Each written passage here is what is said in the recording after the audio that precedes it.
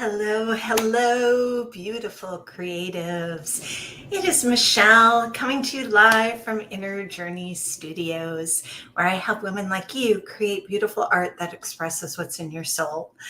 And today, in our Artsy book club for April of 2023, and it doesn't matter when you're watching this, if you're watching it live, if you're watching it on replay, it doesn't matter. The information is still here and it's still great for you to refer back to at any time. So today we are looking at Painting the Sacred Within. Let me adjust something here. Give me just a minute. There we go. So we are looking at this one, Painting the Sacred Within. And I'm super excited about this one. This one really speaks to me because it very much is how I create. I tend to be very intuitive in my creative process. I tend to do a lot of layers, using stencils and stamps and collage elements and writing and more stamps and more stencils, etc., etc. So it really spoke to me on that level because it really is a lot about creating intuitively and from your heart and your soul. Now, full disclosure, when I do these each month, I am not the person that can sit and hyper focus on one book and go from beginning to end. So when I do the Artsy Book Club, basically I'm taking 1 to 3 chapters, depending on what my schedule is looking like that month, just so that I can dip into the book and get a feel for it. Because I love art books and I buy them. And then my brain gets going and I'm on to the next project before I've even barely looked at them. Like I'll page through and then I'm like, oh, bright, shiny object. And I'm off to whatever I'm doing next. And then I kind of forget I buy them. I know that's awful, but just speaking true here.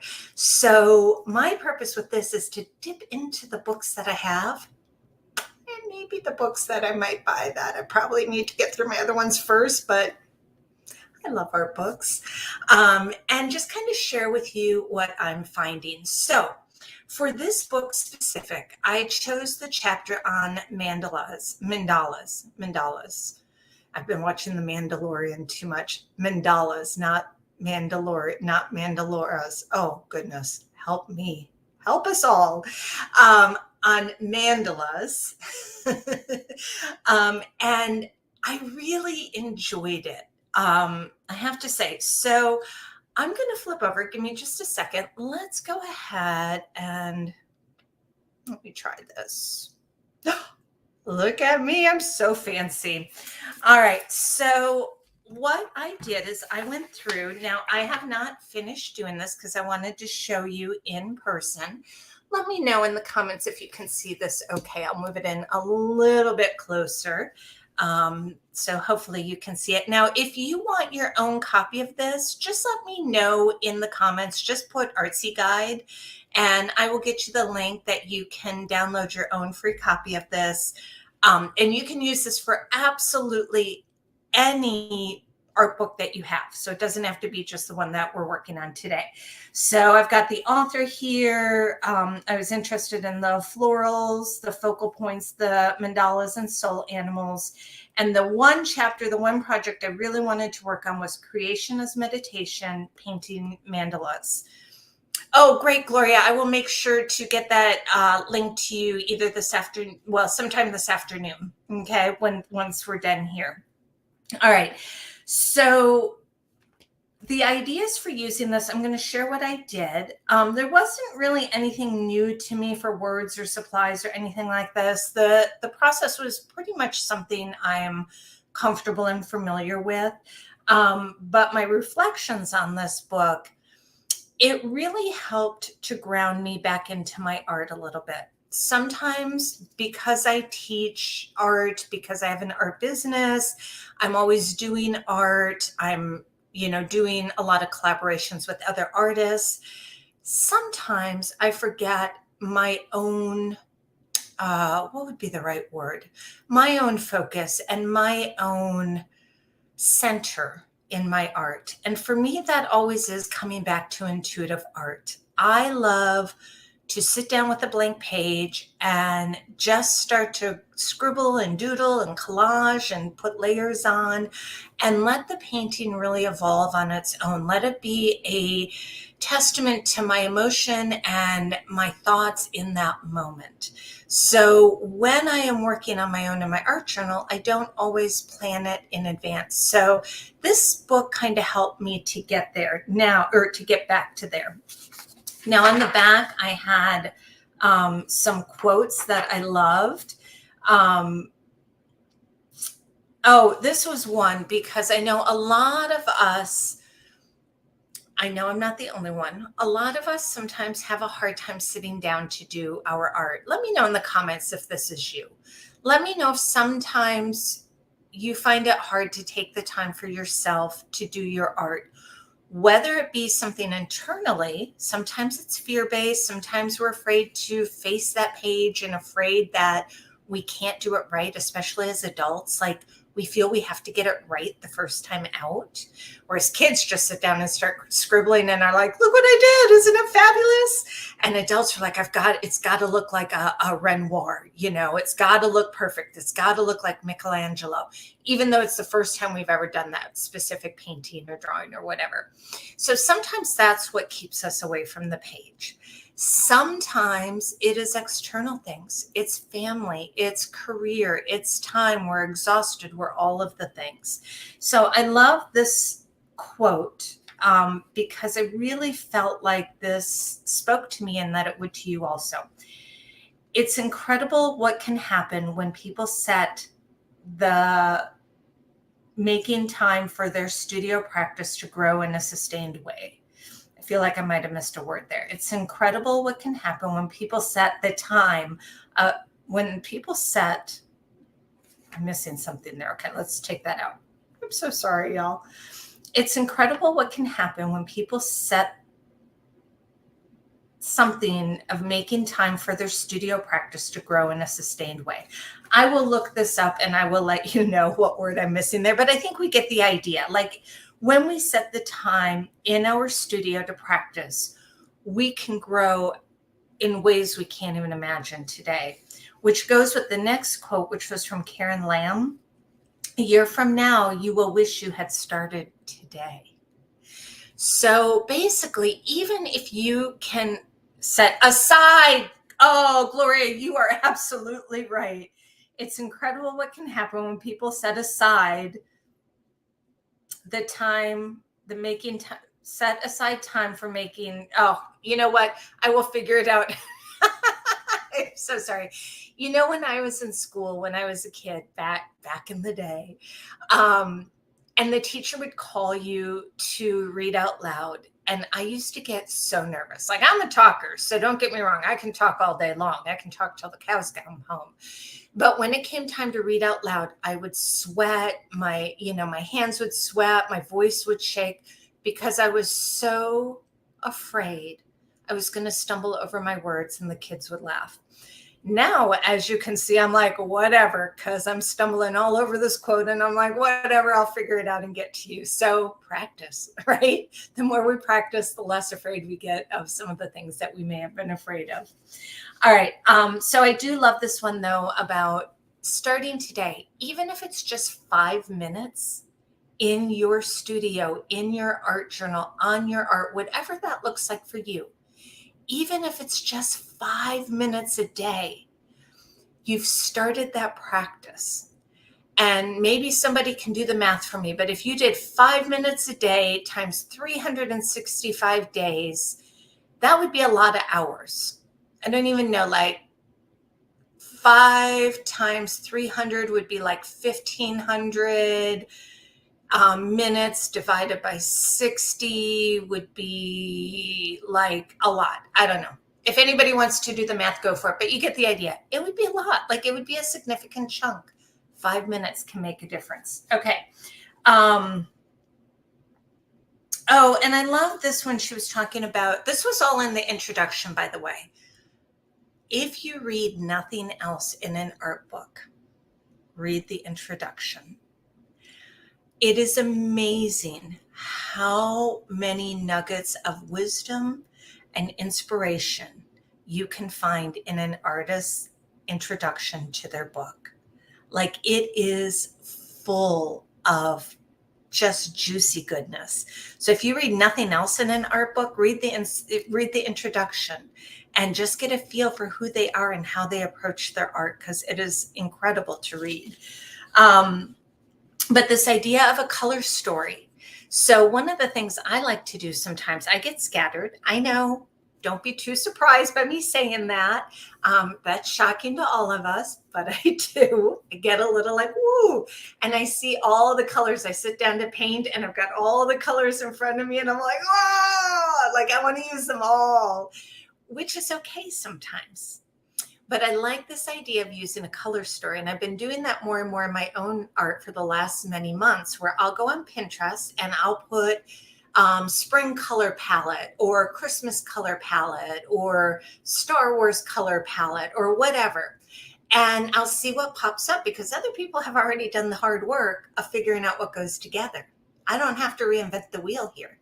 And I'll pick one, and then I will try to color match as close as I can to what I already have. Or lately, I've also been trying to do more with mixing colors. So I'll try to mix to get it, closer to those colors. And then use that limited palette to see what you can do with your art. And it can be really exciting to only have a few colors to work with. And then I generally throw in a white and a black. And I used to only mix the colors with the white or with the black. So I would have 3 main colors, and then, 3 more with the white added, 3 more with the black added, so I'd have 9 colors and variations. There's a lot you can do with that. But then I started getting a little crazy, and then I started mixing the main colors together just to play and see what happens. So there's a lot you can do with your creativity when you limit what you have. It can get you out of a rut.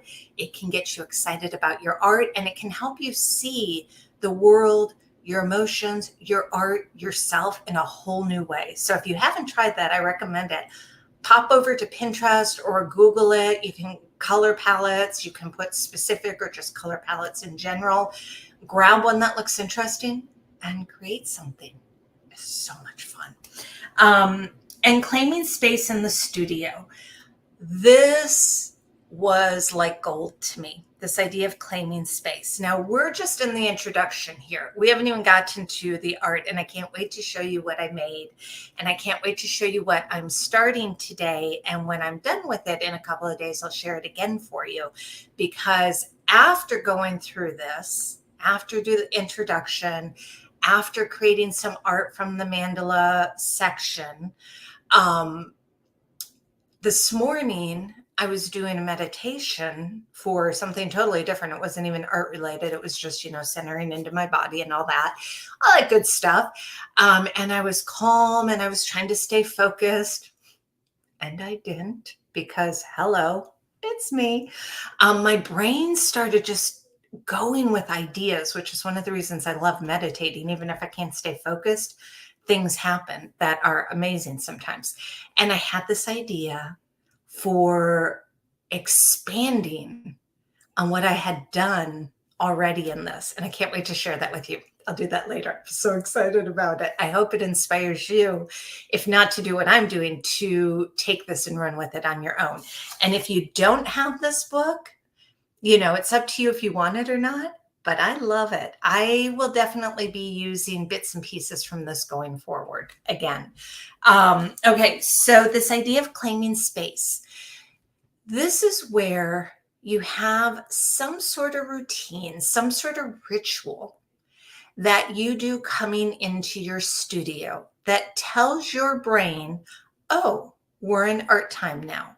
So for example, if you're going to work out, usually you will, get your workout clothes on, grab your socks, put your tennis shoes on, maybe put your hair up in a ponytail if it's long, or a bandana thing, to hold it back for the sweat or whatever. That's your ritual of getting ready to work out. When you do that, your brain is like, oh, we're working out now. We got to get in that zone. We're in the zone to work out, because every time we work out, this is what we do. So in our studio, the idea of doing the same thing, I think, is brilliant. And I've kind of played around with this in the past, but I hadn't really come up with anything. So this is something I am definitely going to be tapping into more in the weeks and months to come to figure out what my ritual looks like. So she talks about like having your favorite music, lighting some sage, candles, getting out your paint, and then to just start painting gentle within yourself, your world, just kind of connect to what's around you. So I love that idea. I know mine's going to involve a candle because I love candles. I know that for sure. And I'm toying with maybe some music also, just some background music that just sort of puts me in that space where my brain can start focusing on creating a little bit more. So I really love that.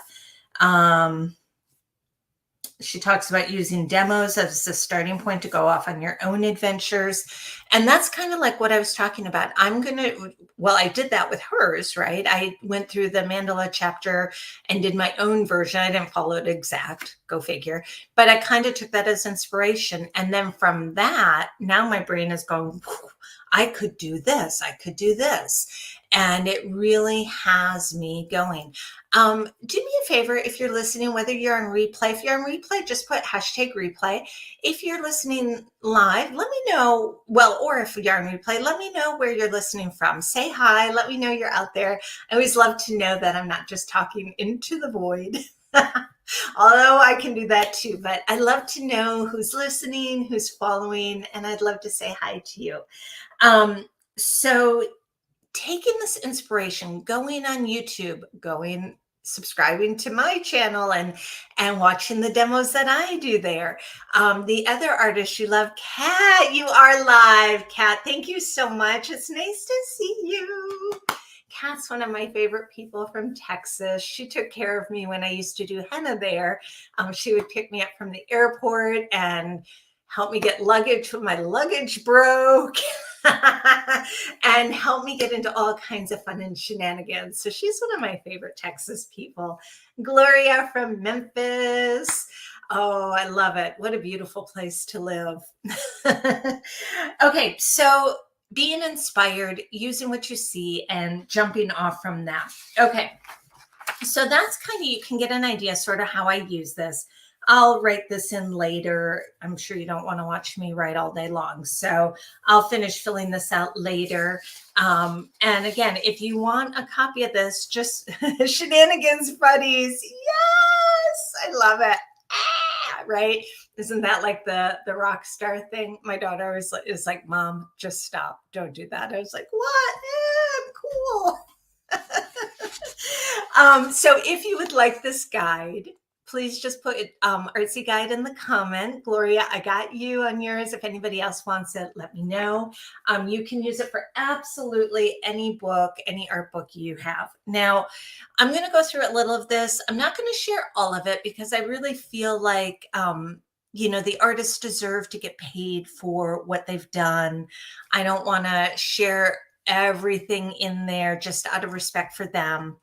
Oh, you bet, Kat. I will get that when I'm done on here. But I do want to share, first of all, I just want to show you, look at this. Isn't it beautiful? Don't you just want to get your watercolors out and just start like swiping some colors? I love that. This book has so many beautiful pictures in it, and not just art, but also, what would we call these? Like lifestyle, I guess, lifestyle photos. I don't know. I know there's cool names for all of this stuff and I don't know what they are, but let's see, here we go. So I did want to show you the index or the table of contents. So you could just get an idea of what's in here. So the introduction, who are you becoming? That was kind of where I was just sharing from all of the different quotes and the ideas that they had in there. Interpretation is everywhere, strokes of expression, the natural world, nature's abundance. This is another one I really want to go into. Finding your center to build a focal point. I had dipped into this one a little bit, and I definitely want to do a little bit more with that personally. Creation as meditation, painting mandalas. And this was the one that I really focused into, that I'll share my artwork in a minute for you. It's called What My House Will Never Look Like.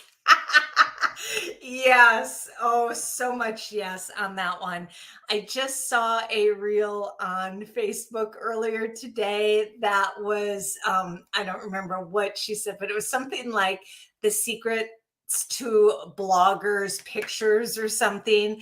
And she had her standing like this, and behind her was her gorgeous kitchen that was spotless and completely staged and absolutely beautiful. And she's like, here's the secret that we don't tell you. Here's how we get our house looking so good. And she pans it around, and behind, she's like, we just shove everything to the side. And behind her, there was just a pile of crap, all the stuff we would have in our house, all of the dirty dishes and the magazines and the mail and the this and the that piled behind it. And I was like, oh, I feel so much better now because that's more what my house looks like. But anyway, so it's beautiful. It's very inspirational, but don't take it too serious because nobody needs that kind of stress in their life, right? Hearing the inner voice, incorporating words into art, painting with the power of symbols, soul animals, painting objects to surround you. I love this unconventional surfaces. One of my friends, Cheryl Hughes of Tinker's Cart Art, if you ever want to be inspired by painting everything under the sun, I am telling you, Cheryl paints anything she can get her hands on. It is amazing what she paints. She'll go to the thrift store and just get a bunch of crap. I mean, not really. It's amazing. Like, it's gorgeous when she's done with it. But like, she just has like a cart full of stuff, right? I look at it, I'm like, what the heck, man? Why are you paying money for that? And then a week later, she's doing all these videos and they're amazing. Like, she's just painting all over them and creating these incredible works of art and just fun things you could put in your house. And so if you ever want to be inspired to paint on something other than your art journal or your canvas, definitely check out Cheryl Hughes of Tinker's Art Cart. She's a dear friend of mine. She's one of my business accountability partners and one of my dear, dear friends. And you know what, I will, if she doesn't, I don't know if she's going to watch this or not. If she doesn't put her link in the comments, I will later on today. Let me write that down because y'all, if I don't write it down, it doesn't happen. So let me write that down so I don't forget. Give me just a second. Sorry.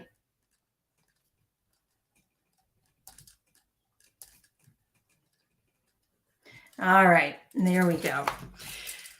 I am learning as I get older. It's probably always been true, but it might be getting a little truer as my birthdays keep getting celebrated. Woo! That I really need to write things down. Please let me know in the comments I'm not alone on that. Please help me feel like I am in good company. Having to write all my stuff down. All right, so your personal symbology. This is something that I teach a lot in Creative Kaleidoscopes in my art journaling membership, is about our personal symbols and symbology. We do a lot with mark making and exploring what that looks like for us personally, because the marks that I create on a natural, naturally might not be the ones that you do. And what has meaning for me might not be what has meaning for you. So as artists, as we start to explore that more and we start to use those marks in our art, it really, oh, I've got chills just talking about it. It really creates a power within our art and within ourselves.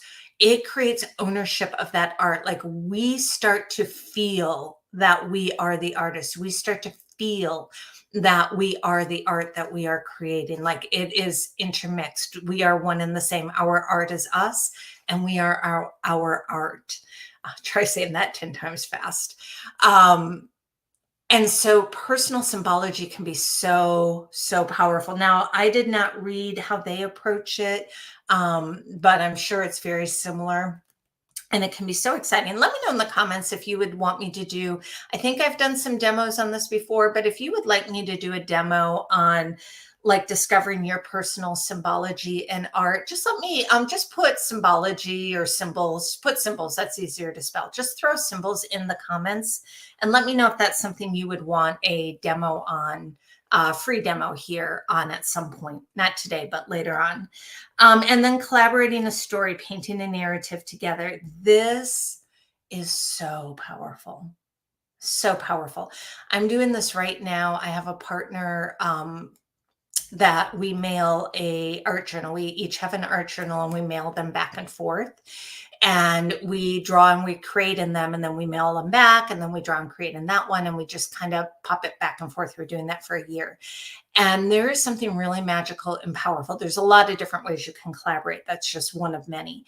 But it's so powerful to create and collaborate with other artists. For one, you just get a connection that you're not going to get in other ways. But secondly, the stuff that you come up with, like when we collaborate, we are stronger together. We are more creative together. Like the ideas just start to spin and riff in ways that you would not get on your own. It is incredible. So if you've never collaborated with somebody else, I strongly recommend that you do it in your community. Sometimes they'll do community art projects. I've been involved in some of those. I've led some of those. I'm working with somebody right now to possibly do another one next year for Earth Day in my community. Doing a collaborative project is incredible, whether it's a one-on-one like I'm doing with the art journal or something that involves multiple people. Strongly, highly recommend it. I should note things more often. Yeah, Kristen, you can relate, right? Absolutely. Yeah, Kat says notes for my notes, which I then take pictures of because I forget where I put my notes. Oh my gosh. Okay, Kat, do you know about the Rocket notebook? Because that is what I've started using. This one actually has symbols on the bottom. And each of these symbols I've whatever I've done, I've connected them with different folders on my computer, my Google Drive. And so when I mark one of them, it will take whatever's on this page. I take a picture of it through the app and it sends it right to that folder. And then when I am done, I don't have my thing right now. It's over to the side. But I just take water and this comes right off and then I can reuse it. It is amazing. If you guys have not seen the Rocket books, if you're interested and want to know more about how to use this and you want me to do a demo on it again on another time, I would do it because I am seriously obsessed with Rocket books right now. I have 3 of them and I just bought one for my daughter for school because you can take notes and everything. They're completely reusable. When you're done, you just water and wipe it down and you start over again. And they're amazing. So I've got like a planner, I've got this size notebook, and then I have an 8.5 by 11. So yeah, if you're interested in a demo, it wouldn't be art, but you know, it's related. It's life. Life is art. So I think it counts. Yeah, it's called a Rocket book, Kristen. You know what? I will do a demo sometime later this week, but I'm going to write it down so I don't forget. And I'll do a demo here for you to see. Because I really think this was life-changing to me. My friend Cheryl's the one I was just talking about. She's the one that told me about this. I was like, how have I missed this? This is incredible. So Rocket book is what it's called. And it's amazing. And then for exactly that reason, Kat, I have a gazillion notebooks everywhere, slips of paper, everything everywhere. I try to stay organized. Every year I'm like, I'm going to have one book, one notebook, and I'm going to put everything in one notebook so I can find it, except I can never find that one. So I grab whatever's near. Anyway, it's a thing. It's a mess. For some reason, I am able to keep track of my Rocket books with no problem. So I have 3 of them and I write in them. I send my notes where I want them to go. It's amazing. I love them. Oh, thank you, Kristen. I would love to have you watch more of my videos. I think that would be amazing. I would love to see what you create also. Okay, so back on track. Oh my goodness. I gotta like focus. Maybe I need that focal point, building a focal point chapter more, not just for art, but for my life. All right, creation as meditation. So I just want to you can see as you go through that it's got nice illustrations, step by step. It's got beautiful, like the pages are, everything is just beautiful in here. Like, isn't that peaceful and serene? I feel like I want this just to be me every day, just to stand there and feel washed away with peace. I could maybe stand there for about 10 seconds like that, because then I would be like, I gotta go do something. But I like the idea of it. But you can just see there's so much more in here. It's not just about drawing and painting. It really is about life, about creating, about tapping into yourself, finding inspiration. It's a beautiful book. It is absolutely beautiful. So here is the chapter that I really focused on for this month. Creation as meditation, painting mandalas. I'm just going to keep saying it a bunch of ways. So they did have a template that you could use like this to do what they did. I, of course, didn't do that. I did my own thing, which I'll show you in a minute. But I love the whole layering process and then doing a focal mandala on top. And so they just talk about, like here, each person's life is like a mandala, a vast, limitless circle. We stand in the center of our own circle, and everything we see, hear, and think forms the mandala of our life, by Pema Chodron. And I'm probably saying that wrong, but please forgive me. So like I read this and I was like, dang, I love mandalas. I've made them for years in a variety of ways. When I did henna, in my art now, I do them all the time. I had never thought of it in that way, that our life, when we stand centered, our life around us, oh, I've got chills just thinking about it. Our life around us, that is the mandala of our life. Like if you were to look down on your life, you could see all the events around you swirling around like a mandala. Oh, I love that. So that I meant to outline some of these things, but I didn't. Let me see if I can find some of the others. Oh, I love this. Creating them brings me into a calm state of mind that is open to creation, while at the same time draws focus and reflection. Yes. Oh my gosh. I will share when I show you mine. I will share kind of my process and how I really connected with this. I find that whatever I'm focusing on mentally as I create my mandalas takes over the forefront of my mind. So it is important to set my intentions for the day within this practice. I agree 100% with that. When I do a mandala, my energy, even if I'm scattered, even on those days, I'm like, I'm just going to take 5 minutes to work in my journal. I'm going to do a quick mandala and then I'm going to go. And I'm like, and I sit down to do it. And within minutes, I am like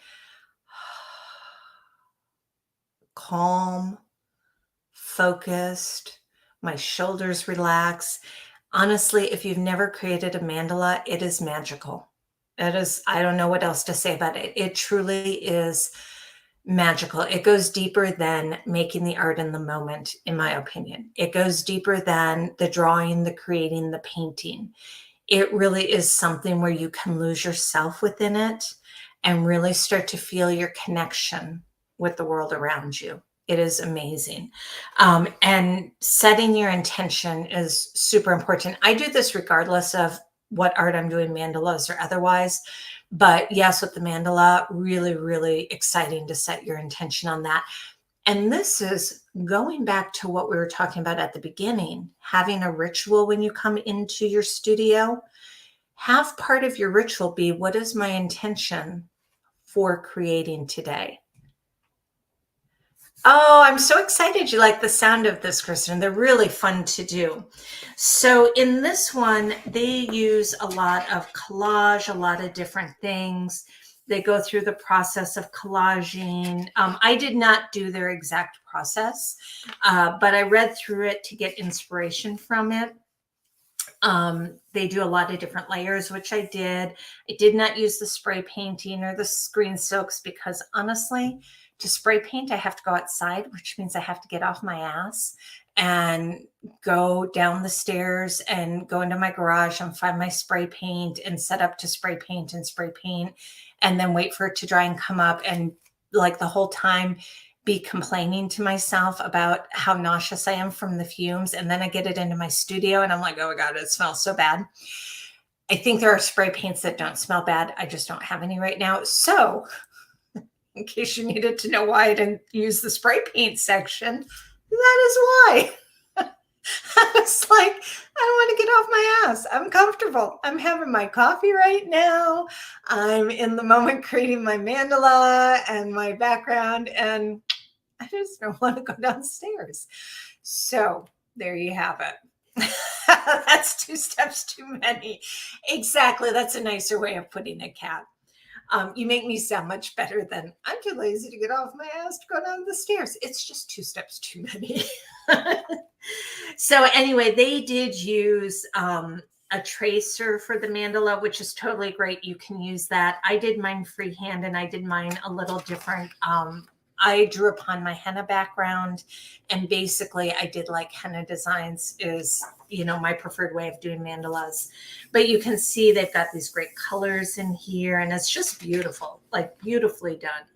So with that, and let's just see, I'll just show you a few more pages in here. Oh, look at this. I love this artwork. I love their art. It is totally my style. It reminds me of Flora Bowley's art. If you've never heard of her, check her out. Her art's beautiful. Tracy Verdugo. I've taken a couple of in-person classes and online classes with Tracy, and she is incredible. If you have not experienced her, go check her out. She's a beautiful person, and her art really reflects that. She is so in touch with the vibration of the world around her. It's incredible. So yeah, all kinds of cool stuff in here. If you're looking for an art book that resonates on a more spiritual, intuitive, soul-based level, this is a wonderful book. So much inspiration. I definitely can see reading through this, not all at once. Like I said, that's not my jam, but here and there, I can totally see using this as reference, totally using this as inspiration, and even reading more of the chapters, because they really do have such a beautiful way of connecting your art with your soul, with your sacred within. And that is totally my jam. Like that is something I love and I believe in. When I did henna, that is how I approached my henna. I really felt it was a sacred practice, a sacred art. When I work in my art journal, even when I'm doing just fun painting and paint parties for people in groups, my approach is always, let's do this as a way to, as artist therapy, so to speak, just something that speaks to our soul and that helps us to, as Pablo Picasso said, wash off the dust of the world. I'm paraphrasing his, but it's a great quote that art, what is it? Washes off the dust of daily life or something like that. So I really believe that art can help heal us. It can help us to feel whole, feel centered. And I believe it's a powerful way of making changes in the world as well, on a more woo-woo spiritual art-based level. So now I can't wait to show you what I made. I am also really excited, y'all. Okay, can we just take a moment to appreciate that I have already finished an entire art journal as of last night, and I am so excited about this. I tend to bounce around from art journal to art journal, and I don't really have a whole lot. I've got like 2 of them, I think, that are finished, and I've been doing this like 8 years because my art is all over the place. So this year I made a commitment to do an art journal page every day. I have not maintained that But I'm happy to say that I have filled an entire book, and I think I have like 60 or 70 art pages done this year. And I feel like that's pretty good. We're 4 months in, and I feel like that's pretty good. So I still have to do, paint a cover and paint the back, which that's fine. And I'll do a little something. I think what I think I'm going to do here, I know I'm going off on a tangent. So thank you for bearing with me on this. Hopefully it inspires you with your own art practices. I'm thinking about just doing a pretty piece of paper, like collage it down and do a little, just like couple sentences for each month on what I was going through and what I was feeling in that month. So that when I look back on this, I can go, oh, in January, I felt this. I can definitely see that reflected. In March, I went through this. I can definitely see that reflected in here as kind of a way. So anyway, I'm going to do a flip through on this at a different time. But I wanted to find, okay. So here is the actual mandala I created. Now I'm also doing a challenge in one of the groups I'm a participant in, or a presenter in, that's for butterflies. So if you can see, I've got a little butterfly in there. And the quote, there we go. You can kind of see that. And the quote is, if you want to fly, give up everything that weighs you down. And this quote specific really spoke to me right now. I've had some health challenges this year, some things that I'm working through, on that personal level. Nothing serious. I'm totally fine. But, just things that have slowed me down and had me really looking at my priorities. What do I absolutely need to do? What is it time to let go of? My oldest daughter is graduating from high school. I don't know how that's happening because I've like not aged a year since she was born, but somehow she's 18 now. So go figure. I am in shock. Honestly, I'm like in total denial that she is 18 and graduating from high school. But just all of these life changes have me thinking, what are the things, what are the beliefs, what are the things that are holding me down, that I'm letting weigh me down? What are the things it's time to let go of? Not just emotionally and spiritually, but also physically. I'm looking around my house. I'm like, we've got clutter. We've got stuff. We've got messes. I got the blogger mess behind me, right? So what are the things that we can let go of that we don't actually really need? What are we holding on to that's not really needed anymore? So I really felt this strongly because I've got some big goals. I've got some big dreams. I hit my 50s a couple of years ago. And it really has got me thinking about what do I want this next chapter of my life? Oh my God, y'all, life is going fast, Like I feel like in my 20s and my 30s and even my 40s, it just felt like I had all the time in the world. And then I hit 50 and I was like, what the hell? AARP is sending me stuff? What is that all about? Like, that's for old people. And then my husband's like, yeah, honey, you turned 50. And I was like, what I did? No. So it's really had me thinking the last couple of years, like, what do I want? What do I want my mark on the world to be above and beyond my family, which I'm very proud of, my girls. I'm very proud of how I've raised them and the contributions that they have already made into the world and our community and what they will do going forward. And that's wonderful. But I want to know what I personally am going to do as me, not just as my kids, but as me. And I feel like as a woman who has raised kids, I feel like I'm not the only one that maybe feels this sometimes. We're often looked at our contribution as to our kids. And I know not everybody has kids. I have many friends that are child free, that have chosen not to have children for any number of reasons. And that has its own, right? That own thinking of what is my purpose in the world? What am I here for? What is the legacy I want to leave? How do I want to be remembered? And I know I'm getting a little deep here on this one, sorry. But this is what art journaling is for me. Like, it really gets my brain going. So even something simple like this gets my brain going on deeper things. It's my meditation. This is my meditation. This is my journaling. This is my going deep. This is where my brain goes to play and think and generate ideas and thoughts, etc. So this idea, this quote, it's a simple quote, but it's very profound for me because it really is what I'm in my 50s now. I got a lot of baggage. We all do, right? We all do. But I want to travel a little lighter going forward. I want to have the backpack. I don't want to have the rolling cart that has 25 suitcases full of all my stuff, all my worldly possessions for a week. And I've got like 25 cases, and y'all have seen them at the airports. I know you have, and it's like stuff's falling off and they've got the dog and all the stuff on there. I want the backpack and I want my dog on a leash, and let's go. Let's go. And my husband with me. Okay. I feel like I should, and maybe my kids too. I guess I should include them. But you get the idea, right? So what is weighing me down that I can let go of? I love this. Steamer trunks. Yes. Yes, I love that. Okay, I would not mind a steamer trunk. I do think those are pretty badass. Those were amazing.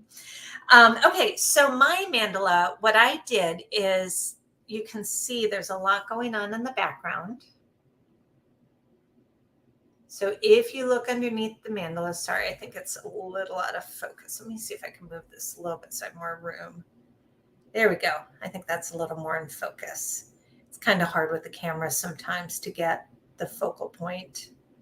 But you can see there's a lot going on. I've got collage going on underneath, like right in here. This is collage paper right underneath here that's peeking through. I've got several layers. I used acrylic paint. I used my Neocolor 2, my water-soluble crayons. Stencils. I used several. I grabbed all my mandala stencils, and you can see I've got some of those going on in the background. So I took the idea of what they did, and then I kind of made it my own. And I worked very intuitively on this. And then my mandala, it is not perfect. You can see it is wonky, and I'm totally okay with that because that is what I wanted. I wanted one that I wanted it hand drawn. I wanted that feeling of it being handmade. Nothing wrong with using stencils using stencils or tracers like what they offered in the book, because they do have that. And I use those all the time for art. So I have nothing against that. I just knew for this page, I wanted to be in it and just lose myself in this. And I did. It was an amazing experience. And it really helped me to just be in the moment. I was listening to a course on like living your best life kind of thing while I was doing this. So I was listening to that and taking notes and creating my art. And it really helped me, I think, to be able to take what I was hearing and focus on it. Because I can't really watch a show for long and focus. I need to have my hands doing something. And so I really loved how this turned out. And this was just, I started with a circle in the center, and then I did another one around and another one around, and I just worked my way out. And I used just a marker, one of my favorites. I used the Uniball Vision. These are my go-to. I love these. They're waterproof, fade resistant, and they're fairly inexpensive. I buy like a dozen at a time. When I buy them, I use them all the time. So I really like those. And then I used a white paint marker around it. And I just went to town. I just had fun. If you haven't done something like this, I strongly urge you to try it. It is so relaxing. And if you feel yourself getting frustrated, because it does take time to do this took a couple hours to do total. But like I said, I was listening to a seminar and taking notes and doing all the things. So I was multitasking because that's how, I do stuff like this sometimes. But that was really fun. So then from there, I went ahead, you can see butterflies are a theme. We're doing a lot of butterflies, like I said, in one of my groups. My extra paint that I had, I decided to do a butterfly mandala. Now I know that a mandala is a circle, so it's not technically a mandala, but I was still in the zone of that mandala, right? So this was created right after. All of these colors in the background, this was all the extra paint that I had left over from doing my mandala. So I had paint on my palette and I just did swatches of it until it was gone. That's how I did that, which is a great way. Even if you're not going to paint on it right away, that's a great way to do that. I used a butterfly stencil I had, and then it was like a solid color. And then I just broke it into sections. And then I just did my doodling in there. So again, not technically a mandala, but I was in the mandala zone. So I'm calling it my butterfly mandala. Fight me on that. We're all spiritual, and I'm like, fight me on that. Been hanging around my kids way too long. And then on this one, I did Spread Your Wings, because again, that was really a message that right now I am working through some stuff on my own fears, my own insecurities, which we all have, right? I am really working on coming out of my cocoon in certain aspects of my life right now. I feel like it's time, and it's painful, and it's messy, and it's, there's growing pains. Like, it's becoming a butterfly. You got to go through the cocoon stage to get out to be that butterfly. You got to go through the gooey mess to be the beautiful butterfly. So right now I feel like I'm in the gooey mess a little bit, but I'm breaking free to hopefully become the butterfly. So this was the other piece that was created. And then this one, the same thing, I had a little extra paint. So I went ahead. Now this isn't a mandala. This is not, based on the book at all. But I created these 3 pieces at the same time. So I am including this in here because I feel like this is part of the process. And to illustrate to you, once you start creating, it is amazing how your creativity just starts going. Like, all of a sudden you're just grabbing stuff and you're not worrying about it. And you're not like, oh my gosh, I've got to get it perfect and it has to look like Picasso or whatever. Now you're just like throwing stuff down and going, oh, this is fun, and I'm playing, and look at what I did. Isn't it awesome? It might not be awesome, but it's awesome to me, and I love it. So the more you work in your journal, the more you do your art, the more free you can become, and the more fun you will start to have. And then when you go to work on your canvases or on your watercolors that, for those of you that are professional artists, that you sell your work or you're aspiring to do that, then when you go to work in other areas, you have this foundation. You've already done your playing. You've explored different color combinations. You've tried out your different stencils to see what works. You've put things in different ways to create different compositions. You've seen what you like and what you don't like. And now that is part of who you are as an artist. Now, when you go to create, when you watch those demos that I do, shameless plug, on YouTube, or you go to other people's demos as well to see what they do. Now you can watch what they do and you can go, I like that. I'm going to put my own spin on it, because you've got a vocabulary, an art vocabulary from doing all of these pages that you can draw from. Literally and figuratively. So I hope that this inspires you in your own art. And I have a hard time getting this closed. So all I have left is my back, my front, and the inside cover, and I'm done with my first journal. But the art is done. Look at how fabulous that is. Oh my gosh, y'all, I'm so excited. I'm going to be doing a flip through soon of that. So now, dun, dun, dun. Now it's time to start my second one for this year. Yay! And what I'm going to do I'm not going to show you all right now, but I'm going to give you an idea of the process I'm going to be doing. And then I will be sharing more about it later. So I will say that I am going to start. So I'll do a little bit right now, but I'm not going to do the whole thing right now. So my first layer on this particular one is going to be writing. Now I'm not going to write words per se. I'm going to do, there's a fancy word for it and I don't remember what it is, where you fake write. So I'm just going to fake write, but I'm putting the emotions in here of what I'm trying to manifest. So this is a manifesting one. I have some specific goals that I have in mind.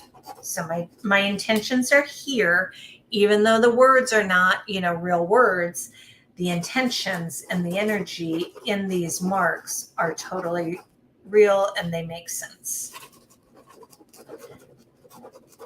Now, sometimes I do real words also, but that I have to stop and think. And I don't think y'all want to hear me like talking out loud for this. And also sometimes it's private. So even though I share most of my art online, I don't always want to share everything that's going into it. So just know that if you want to, you can totally write out your prayers, your dreams, your goals, your hopes, frustrations. If you have a situation you're pissed off about, write it, get that anger out. You can, what you're happy about, things that are bringing you joy, have it be a gratitude page. Write out all your gratitudes and then paint over them and bring that energy into them.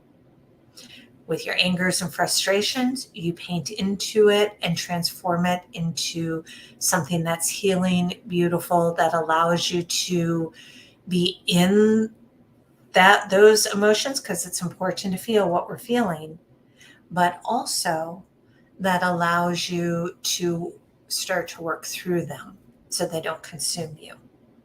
Prayers, dreams, goals, you're putting that intention into it to help to manifest them. So put whatever you want down on there. I've got, let's see, I've got a little bit of blue paint right in front of me. So let's do a little blue paint. I'll throw a little white paint on there. Probably put too much paint. That's all right. So this is going to be my first layer. And then I'm going to stop it at this and go through the next thing. This is nothing brilliant, but this is just how I create. Just throw some paint down, get that first layer on, use colors that make you happy. This is going to be in the background, so it doesn't really matter. We just want to get some on there. I don't try to cover everything. I let some of those words go through. If I feel like I have too much paint on there, like if I want more showing through, I can just take my paper towel and I can just wipe some of that off, because maybe I want more showing through. Then I might just do that there. So now I got another page started, which I love. Let me know in the comments, who's going to do a mandala? Who's going to create something for themselves? I would love to hear from y'all. Oh my gosh, the coffee is so good. Keeps me going. Okay, so I'm going to put this aside. There will be collage on here. There will be some stamps and stencils going on. There will be some layers added. But what I want to show you that I'm going to do that's a little different is this is what I came up with when I was doing my meditation. I have been doing some hand stitching lately. I do a lot of sewing. Some of you know that already. I do a lot of sewing for different projects. Not like clothes and that. I do a lot of projects. Oh, Gloria, I would love to see what you make. Definitely tag me in it, please, if you post it. You can tag either me personally, Michelle Boardman, or you can tag at Inner Journey Studios, or both, because I would love to see what you have, what you do. So I do a lot of crafty stuff, and lately I've been doing some hand embroidery projects for the home. And as you know, I also have a butterfly thing going on right now. So I thought I would stay in the butterfly zone. So my thought is I am going to make a mandala out of this cardstock. This was one that I had. It's so pretty. Y'all, I hate it when they put stuff on both sides because I don't want to waste the side I'm not using.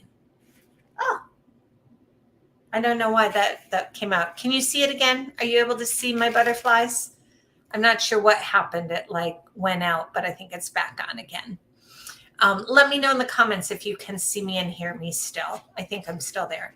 So anyway, I hate gluing that part down, but I will. So what I'm going to do is I want to create one, and I need it to be able to fit on my page.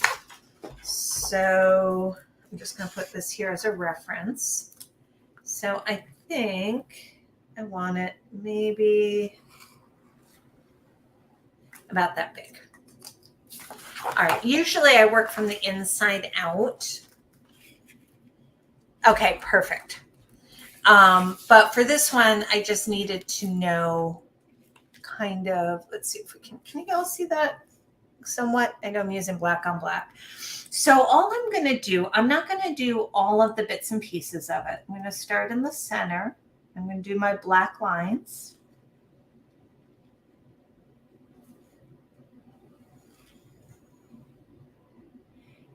Now you can be more precise. There are mandalas online that you can download if you want an exact circle. If you want yours to be more, more precise, more perfect, go for it. There's plenty of stuff out there, resources that you can do that with.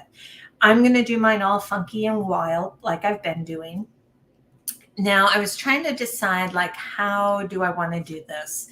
Do I want to color inside first or outside? So I think I actually am going to do a few little things. I'm not going to do the whole thing right now, but just to give you an idea, I'm going to break this down a little bit more.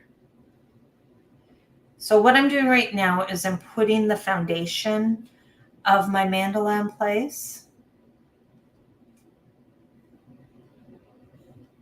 And then I'm going to stitch it.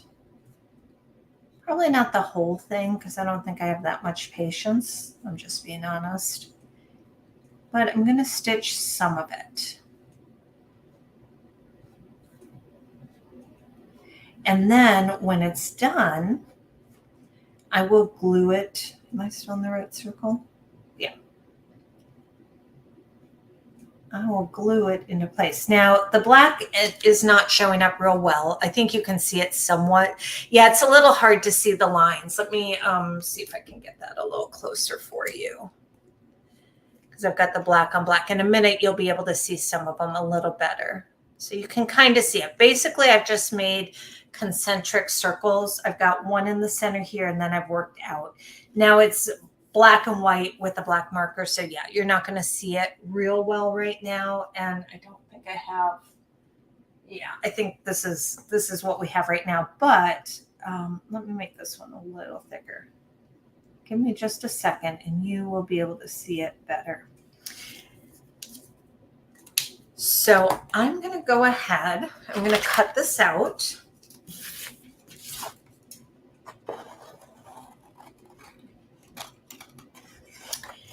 And because I'm doing the butterfly challenge in my other group, or we're doing a butterfly, not challenge, but butterfly focus, I thought it'd be fun to do this with the butterfly background.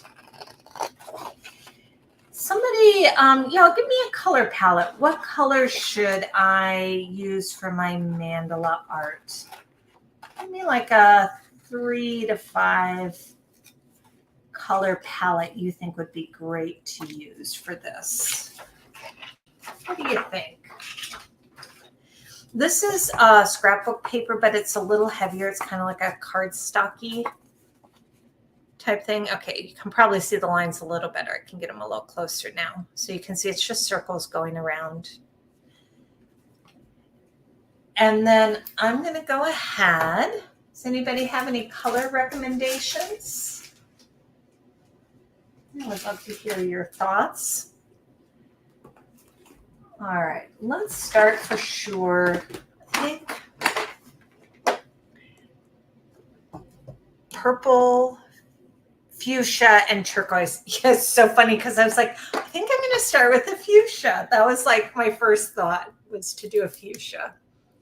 And then I was also looking at my purple. So that's perfect. Oh, why do I keep, I'm not sure what's going on here. Okay, there we go. Technical difficulties. Sorry about that. I think I activated my SIRI accidentally. I'm not sure what I did. Okay. Fishes code for fuchsia. Did you see I figured that out though? I'm so smart like that. All right. Let's see. What do we think? Is that it's showing up a little red, but it's actually like a fuchsia-y color. Or we could do the brighter pink. I think I'll do this one. I really like that one. Unless you tell me otherwise. If this is the one you want, you let me know. But otherwise, I'm going to use the brighter pink there for the fuchsia. And then we will get some purple.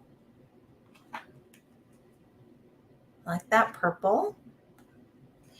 And then turquoise. Let's see what I have for turquoise. Wow, I really don't have much for turquoise.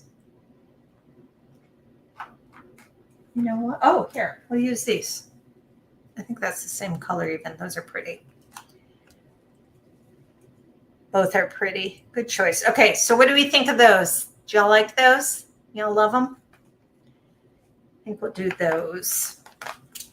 Okay, and then my thought is, I don't know how this is going to work out. I've not done this before, but I have the thought that I would do some stitching. Stitching, drawing, painting, kind of incorporate it. So let's grab this. I'm probably going to use 2 strands. This is DMC, or it might be a knockoff. I don't know. I had like a ton of embroidery floss at one point that my girls had gotten in friendship bracelet kits. I had actual DMC floss. I threw it all together because I'm not a fancy embroidery person. I just kind of use whatever I have. But I'm pretty sure that's DMC. Is that the big one? I think that's the big one. And I want to use a little finer needle just because I don't want big holes. Let's see. I think this one will work. I have no idea what size needle this is. It's maybe like a 7 or something. I'm not sure. So sorry, I can't be of help there. It's a sewing needle. All right. So I'm going to take this. Oh, I forgot. I had my fancy scissors I could have used. Not these. All right. And then I'm just going to take 2 strands. There might be a right way to do this that I am not aware of. I usually just separate the 2 strands that I want, and then I just kind of pull it down and hope for the best. If anybody embroiders, let me know if there's a better way than the 2-strand pull and hope. But see, it works, so we're good.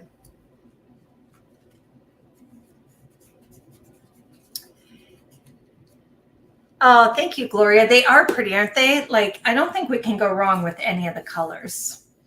So then, if you've never used these, I didn't have to use these until recently because, you know, AARP and my eyes. But you take this, you put this metal part through the eye of your needle.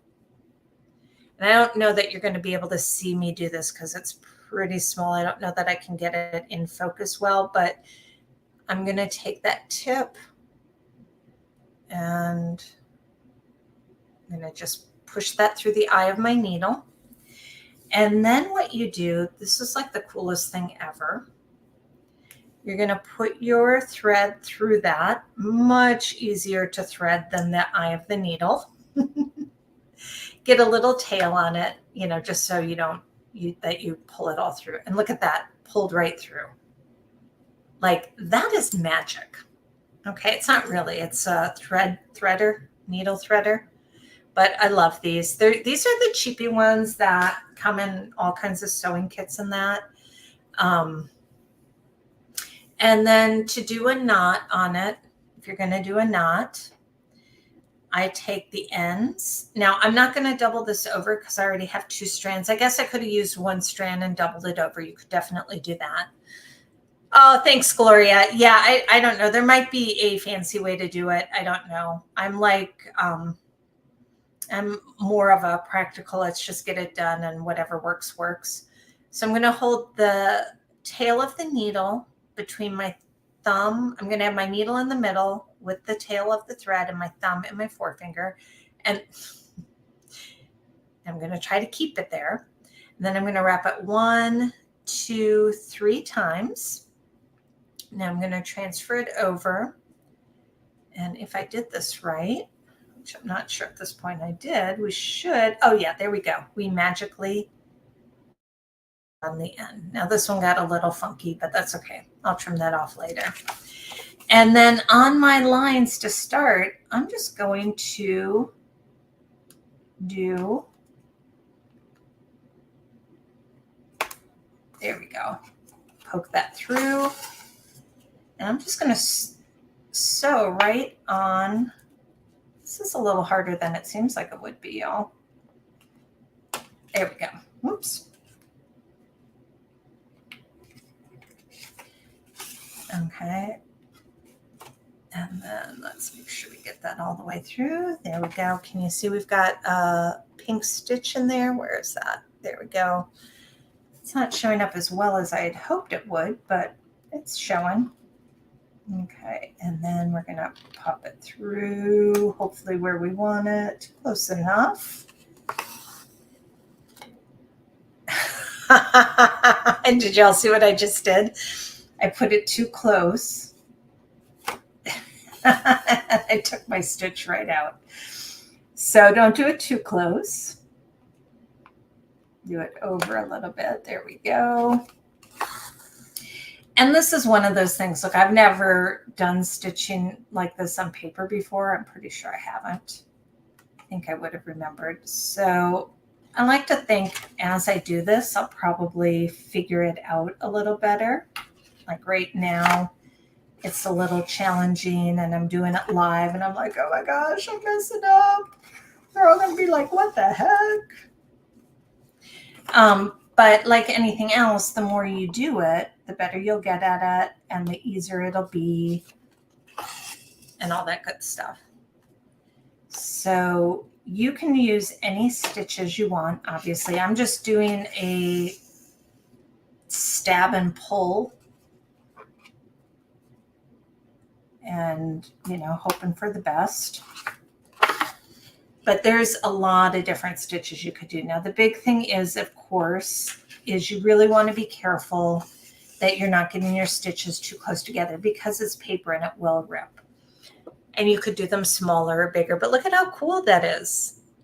I love that we have some thread on there because I don't know that it shows as well in here, but it's very tactile. And I think it's going to be a lot of fun as we go along. Now, I'm not going to do the whole thing. I'm not going to do everything. I'm going to be like strategic. I don't know if I'm just going to do the lines. I may just do the lines and then color in. You know, probably I should plan this a little bit better. And I'm thinking it might make more sense to do all your doodling and stuff first and all your painting first and then go through and do the stitching. And I think that's what I'm going to do. But I just wanted to start by showing you how that looks. I think once it's done, like the one is kind of showing up, but again, we've got this real graphic black and white, bam. But I think once we start coloring in and doing more, I think these are going to show up more. So I really feel like I will probably let's grab a purple. I think that I will probably go ahead and do some coloring in first before I do the rest of my stitching. And I might do, you know, like something like this, color this in. Now, if you're using a scrapbook paper, cardstock kind of thing, just remember with your art, with your mediums, that you're not going to want to use a lot of water. You can try watercolor on these, and as long as you're not using a lot of water, it'll probably work. But like if you're using acrylics like I am, make sure that your brushes are dry, that you're doing a dry brush technique. So if you do rinse them off in water, make sure you really dry them well, because this kind of paper just can't take a lot of moisture. All right, so yes, this is what I'm going to do. I'm going to go through, I'm going to paint, I'm going to doodle, and then my very last step is going to be to finish the stitching that I want to do. And at that point, I will decide, because already I'm like, oh, it'd be cool in here if I did like just an X with some of the stitching, or I went just down the center to give it some texture. So I think this is going to be really cool when it's done. I will definitely be sharing it with you, but this is just one way, just an illustration on how you can take the ideas that you get from a book or from a demo, you know, like we had talked about being on YouTube or wherever, how you can take those ideas and start to create your own art from it. So this is the start of this one. And I'm going to leave it as is for now. But once it's done, I will share it with you. It will be going in here. It'll be on here. This is obviously not done. And it will be somewhere on here. I don't know how I'm going to do it yet. Might do it this way. Might do it right in the center. I don't know. We'll see how it evolves. Anyhow, let us see. There we go. That's it, y'all. I hope you enjoyed the Artsy Book Club today. This was the book we were doing, Painting the Sacred Within. You know, if this is something you're interested in, if you like the ideas that they have in here that I shared, I strongly recommend you go and get it. It's a beautiful, inspiring book.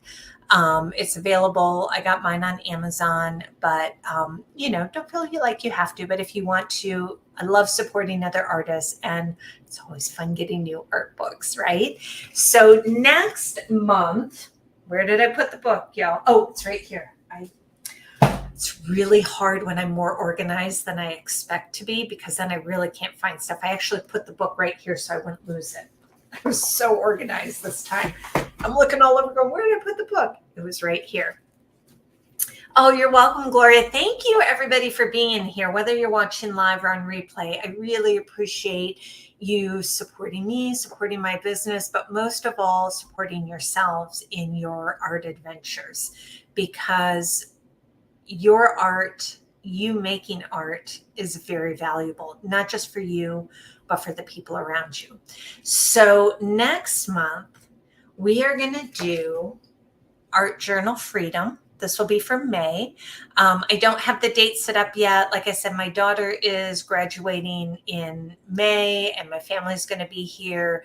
So I kind of have to look at my schedule a little closer this week to figure out when I can get everything in.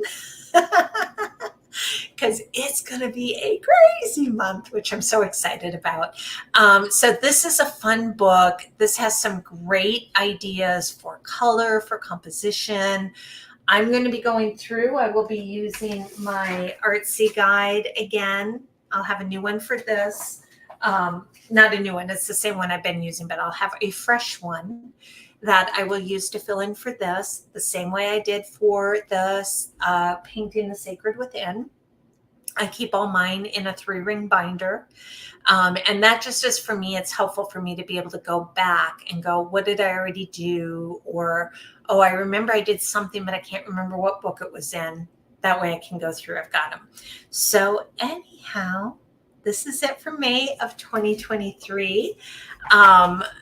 Thank you for being here. If you want a free Artsy Book Club guide that you can do yourself, like what I did, go ahead if you haven't already and put Artsy guide in the comment. and I will get that to you. In the meantime, have fun creating. Let it be a joyful experience for you where you allow yourself to express what's inside and really making your life and the world a more beautiful place just by being you. Thank you so much for being here. Have a wonderful day. Bye-bye.